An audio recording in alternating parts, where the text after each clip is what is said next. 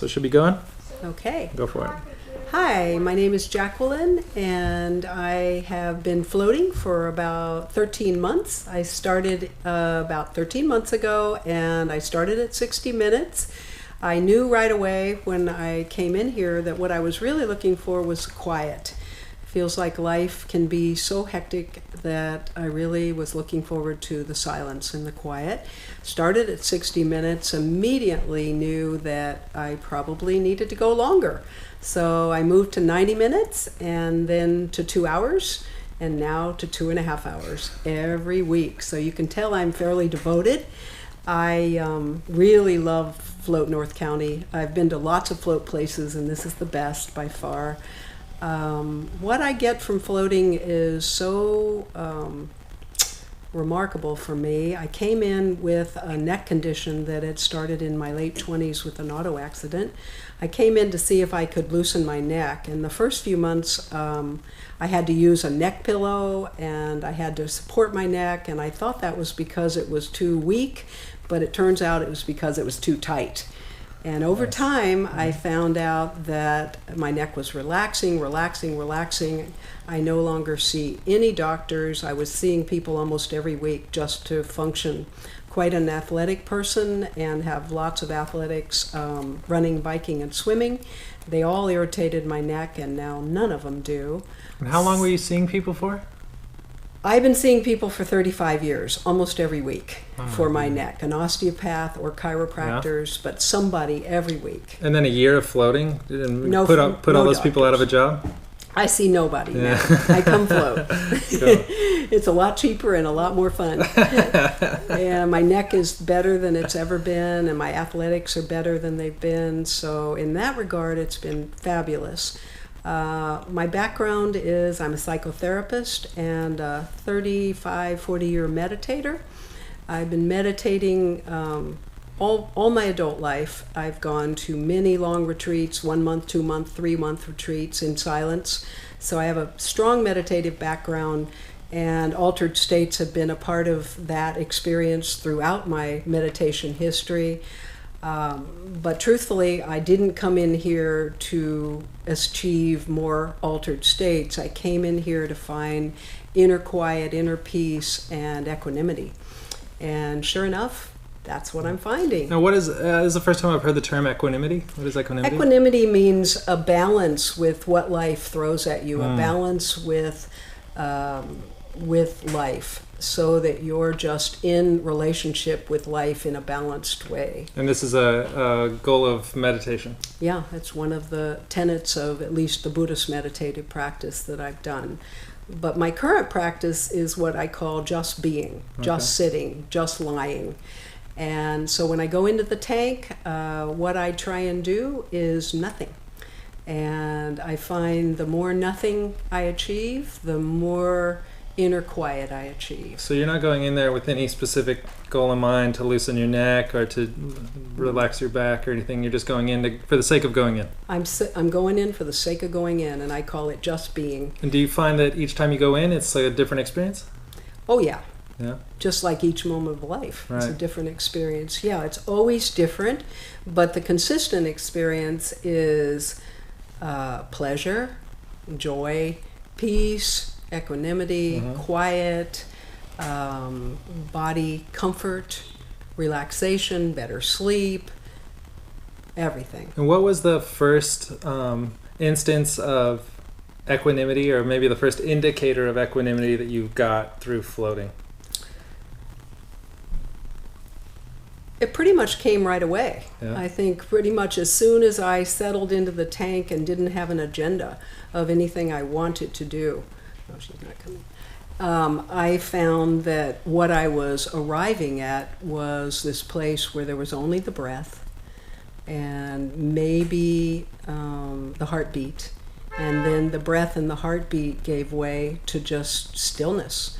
I spent the first 6 months floating in stillness, and the stillness permeated everything. And then after 6 months, the last 6 or 7 months have been a deep unwinding at the level of the body.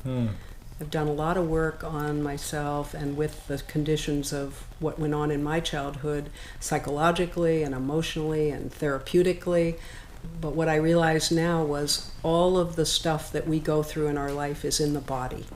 And so if you don't release it from the body, you don't ever really get free from those old traumas. Interesting. So this is all about letting the body unwind in its own way and release the traumas that have been held in the body. And that's what I'm going through now, and that's why I stay in there 2.5 hours, because Right. the body just wants to keep unwinding. And so what does this unwinding feel like, or how does it begin? It's hard to describe. It's very organic. It's not me. I'm not doing it. I have no idea what needs to be done, but I'm experiencing my body moving in patterns, and I just breathe, and I know I don't know what's supposed to happen, and I don't know what is happening. I just trust that something deep is happening and unwinding. And have any of the other people you were seeing, or doctors or modalities or whatever, do any of them have? Do you notice a similarity between them and floating at all, or is it No. totally different? No, Okay. I have had unwindings on the table with the osteopath, and they understand the process of unwinding. And in fact, it was an osteopath that I was seeing while I began floating who said to me, "Have you ever had an unwinding in the water?" And I said, "No." And then I came in that afternoon and it started. Oh, okay. So Cool. I've gone back to him, and he said, "Yeah, I know exactly what's happening." And you've described it to me previously, I think, as trying to be, or not trying, but you're in there really still, and you feel like the unwinding begins from the inside out. Oh, yeah. Yeah. Very, very deep on a subtle level where I only am aware of the slightest subtle sensation. And then that sensation gradually works its way into the body and then gradually to the surface of the body, and then there's actual movement. Interesting. But it begins on a much more subtle level. Okay.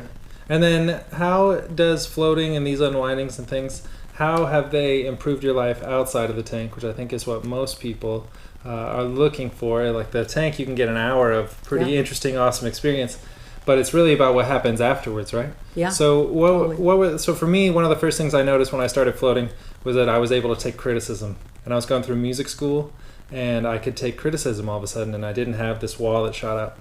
It was like the rebellion wall. Like I poke my fingers in my ears, you know? Yeah. So for me, that was one thing I noticed. What was one of the first things you noticed about improving your life outside? Well, we've had a really stressful year. We've sold a house up in the Bay Area. I left a life that I'd been in for 28 years, left all my friends. That process was wrenching in a certain way, but I was able to move through it in a lot smoother way than I believe I would have had I not had the floating. Yeah. Yeah. What would have been less smooth? Like, would you have just been stressed Well, I just or think angry? it's any life event of that nature, whether it be a move or a divorce or a death or whatever, any of those things will throw us off. And so when I talk about equanimity, I talk about how do we return to center. You may get thrown off, but how do you return to center, and how long does it take to return to center? Gotcha. The floating, more than any meditation practice I've had in the past up to now, is helping me return to center more quickly. Okay. And do you feel you have, because you're here once a week for 2.5 hours, do you feel like that center becomes almost like a state of mind recall? Like when you're in the tank, it's like immediate. back to, Immediate. In the spiritual school I belong to, we call it a station. Okay. And that means that you really have a station. It's like there's your train station. Oh, There's okay, where I okay. return to every Okay. morning. I take the train. Every time I go away from that place, it's easily accessible again. When I get in the tank now, it's seamless. Okay. I just hop in and go. And did you ever have any problems settling in the beginning? I know you said talking about your neck, but you found that got infinitely easier over time?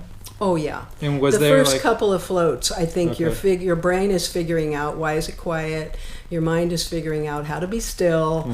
You're figuring out what am I doing here. You're wondering if you're doing it right. Right. There's a lot of mental chatter that goes on in the first few Okay. first few times. Okay. And then what do you remember the first time that chatter and things didn't happen to you when that went away? Well, it actually went away during the first session. Okay. It was just there was that place where I was trying to Okay. figure myself out in it. Gotcha. And then certainly halfway through the first session, I felt myself like, whew.